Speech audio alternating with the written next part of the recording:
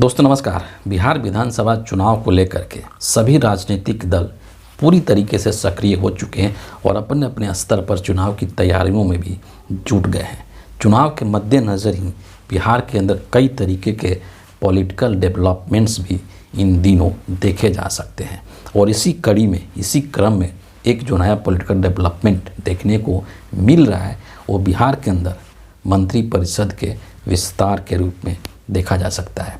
Total जो है 7 लोगों को मंत्री पद की शपथ दिलाई गई है और महत्वपूर्ण बात मैं आपको बता दूं कि 7 के 7 जो लोग हैं वो सिर्फ और सिर्फ बीजेपी के हैं।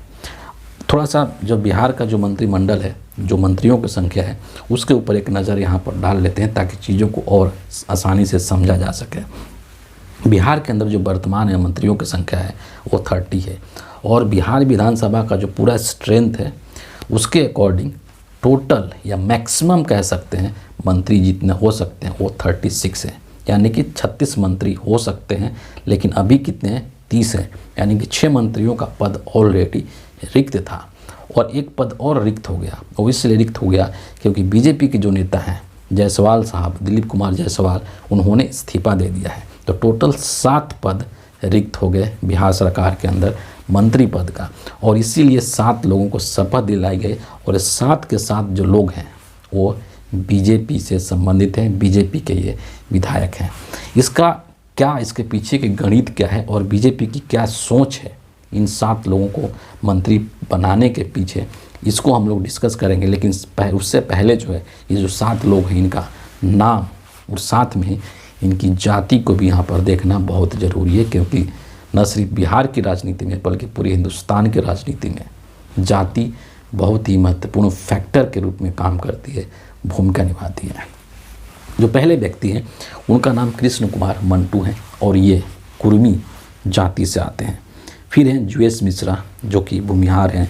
इसके बाद हैं संजय सारावगी जो कि वैश्य हैं, मोतीलाल प्रसाद जो कि तेली हैं, राजू सिंह जो कि राजपूत हैं और विजय कुमार मंडल जो कि केवट निषाद मलाह भी जिसको कहते हैं उस जाति से आते हैं। और फिर सुनील कुमार कुशवाहा हैं जो कि कुशवाहा जाति से आते हैं।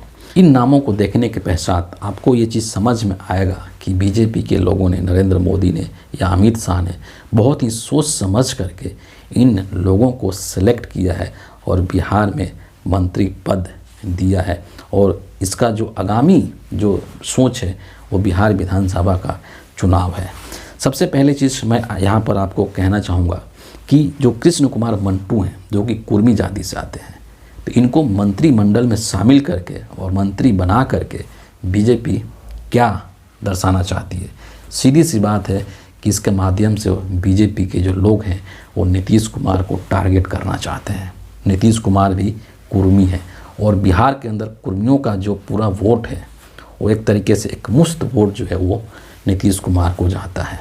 तो कहीं ना कहीं बीजेपी के लोग इनको मंत्री बना करके, कृष्ण कुमार मंटू को मंत्री बना करके और नीतीश कुमार का जो वोट बैंक है उसमें सेंध लगाने की कोशिश कर रहे हैं और बिहार को नीतीश कुमार का एक विकल्प देने की कोशिश यहाँ पर नरेंद्र मोदी और अमित शाह के द्वारा की गई है।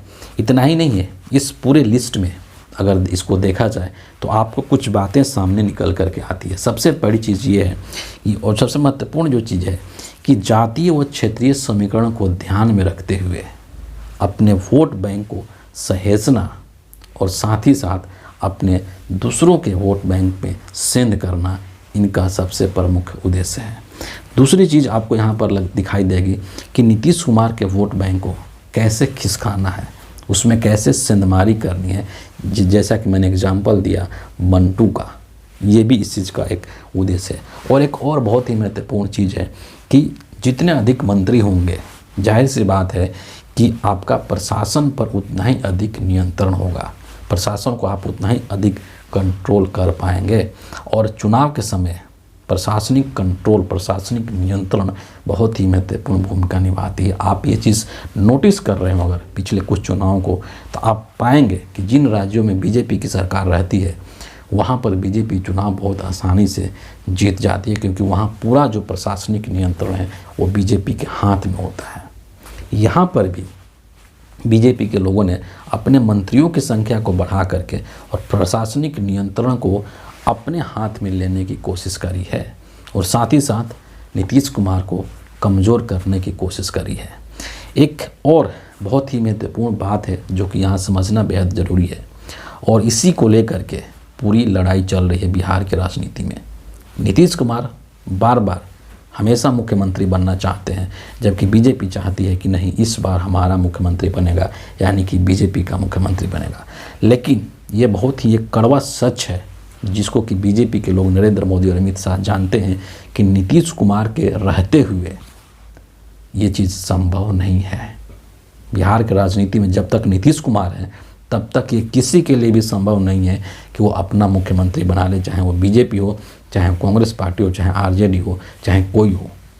क्योंकि नीतीश कुमार एक ऐसे व्यक्ति हैं जिनके पास सत्ता की चाबी रहती है और चाहे हर पार्टी के लोग, चाहे वो बीजेपी के लोग हों या फिर आरजेडी के लोग हैं, वो उनको अपने साइड में करके और सत्ता में बनने की कोशिश करते हैं। तो ये चीज़ इनको बीजेपी के लोगों को पता है, इसीलिए राजनीतिक तौर पर नीतीश कुमार को कमज़ोर करने की कई तरीके की साजिशें भी की जा रही है। जो जेडीयू के कुछ नेता हैं उनको भी फोड़ने की कोशिश की जा रही है, तोड़ने की कोशिश की जा रही है। जो जेडीयू है उसको भी तोड़ने की कोशिश की जा रही है। नीतीश कुमार की काट खोजने की कोशिश की जा रही है, इनके वोट बैंक में सेंध लगाने की कोशिश की जा रही है ताकि राजनीतिक तौर पर नीतीश कुमार को कमज़ोर कर दिया जाए और इनका वोट बैंक हड़प लिया जाए। तभी ये चीज़ संभव है कि बीजेपी वहाँ पर अपना मुख्यमंत्री बना ले। इसके अलावा बीजेपी के पास कोई दूसरा चारा नहीं है और इसीलिए नीतीश कुमार कभी खुद से और कभी अपने बेटे निशांत के माध्यम से ये मैसेज कन्वे करवा रहे हैं बीजेपी को कि आप लोग जल्दी से जल्दी घोषणा कीजिए, गारंटी दीजिए कि बिहार के मुख्यमंत्री नीतीश कुमार ही होंगे। ये भी घोषित करें और हमारे जेडीयू भी कार्यकर्ता, सारे नेता सब मिलकर घोषित करें, एनडीए भी घोषित, सीएम है और सीएम के उनके नेतृत्व में हमारी सरकार बने, फिर से विकास का क्रम जारी रखें। वरना नीतीश कुमार को पलटी मारने में एक सेकंड भी नहीं लगने वाला है। और ये जो मंत्रिमंडल का विस्तार किया गया जिसमें 7 मंत्रियों को जोड़ा गया है जो कि सिर्फ बीजेपी से है, हालांकि कहा यह जा रहा है कि बीजेपी के कोटे के मंत्रियों की संख्या खाली थी, इसीलिए 7 के 7 लोग बीजेपी के ही हैं। लेकिन इसमें कितनी सच्चाई है ये नीतीश कुमार को पता होगा और बीजेपी के लोगों को पता होगा। लेकिन इतना तो ज़रूर है कि इस मंत्रिमंडल के विस्तार के माध्यम से जिस उद्देश्य को लेकर के विस्तार किया गया उसको नीतीश कुमार भली भांति समझते हैं और उसको भांपते हैं, समझते भी हैं और उम्मीद है कि नीतीश कुमार बीजेपी के इस जाल में नहीं फंसेंगे, क्योंकि नीतीश कुमार की जो राजनीतिक सूझबूझ है मुझे ऐसा लगता है कि वो नरेंद्र मोदी और अमित शाह से कहीं बेहतर है। तो फिलहाल इस वीडियो के लिए इतना ही है। बिहार की राजनीति को लेकर आप क्या सोचते हैं, अपनी राय कमेंट बॉक्स में लिख करके मुझसे साझा कर सकते हैं। इस वीडियो के लिए इतना ही है। अगले वीडियो में फिर आपसे मुलाकात होगी। बहुत बहुत धन्यवाद।